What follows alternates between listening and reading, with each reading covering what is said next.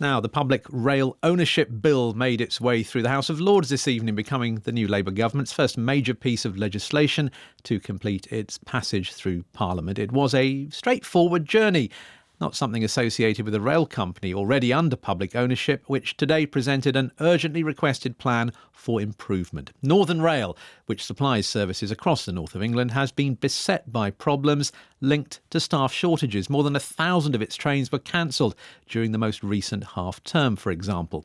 Today, the BBC spoke to these disgruntled Northern Rail passengers at Southport in Merseyside.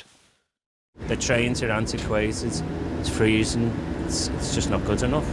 Coming home trains, my experience is absolutely rubbish. They're either rammed, they're cancelled, you try to leave early to get an earlier one, this lady's nodding, and then or you wait until you can get one after about 6:30, which you don't want to do, obviously, but coming home is worse than this.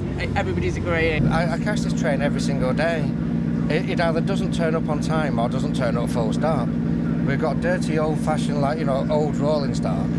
It's a sham, it really is. I've turned up at the station 20 minutes early and I've been there an hour and 40 minutes and the train's still not turned up on a number of occasions in the freezing cold, and you have no update as to what's happening, and then it's too late to actually drive into Manchester, so you end up spending 2 hours out of the house and actually going nowhere.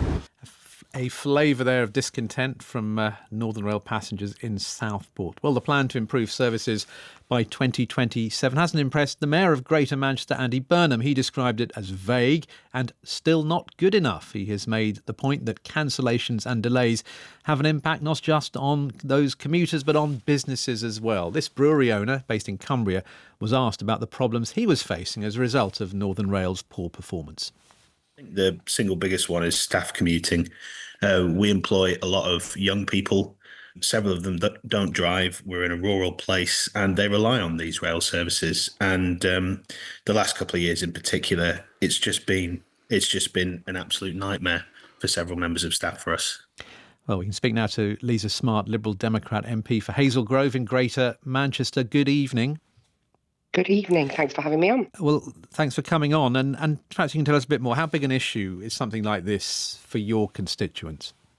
This is huge in my inbox, James. I've had 40 constituents get in touch with me in the last month alone about the state of Northern trains. So the stations in my patch are Woodley, Bredbury, Romley, Marple and Rose Hill, Strines if you're going out on that line. And the number of people who are having to take taxis to get home from work, to get back in time to pick their children up from after school club is huge. It's too much. The VT that you had there, people were talking about needing to take taxis. They were talking about the impact on businesses. This is school children, it's commuters, it's far too many people.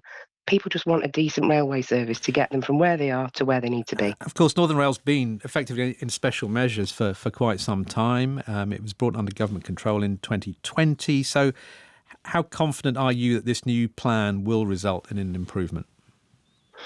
So we as Lib Dems support the government in working to improve railway services. I think my constituents aren't that bothered about how that's done. I don't think they're desperately ideologically driven about whether that's under this bit of legislation or another bit of legislation.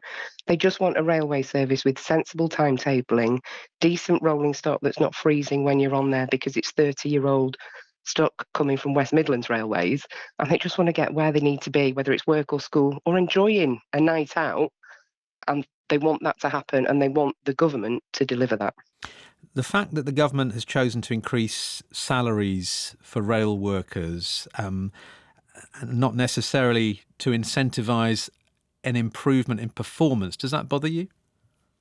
Look, the last government didn't get round the table enough and it let the rail disputes go on for far too long and it was passengers who suffered. I think the government is moving forwards on that. I'm not desperately ideologically driven about whether drivers should have these terms and conditions or those terms and conditions. I think we need modern contracts. We need a really well-trained, well-supported, safe staff delivering a good service for passengers. One of the things I was really pleased about the legislation that went through the Lords today was that Liberal Democrats managed to secure a concession from government to put passenger experience at the heart of the work they're doing. Passengers just want a good, reliable railway service that gets them where they need to be, when they need to be there. So you're you think the government's going in the right direction with this, but I mean, what needs to change? You talk about modernising, and some of the things that have come out about, for example, Northern Rail still communicating by fax. I mean, are these things that can be changed quicker than the 3 years that the company at the moment is saying their improvement plan is going to take? I think the government's saying some of the right things, I really do, but it's the actions that count.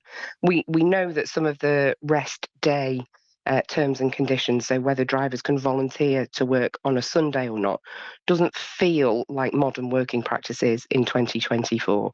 Government needs to work with trade unions, with the employees, with the staff of the railways, so that we can get train companies operating trains on a decent timetable, getting passengers where they need to be.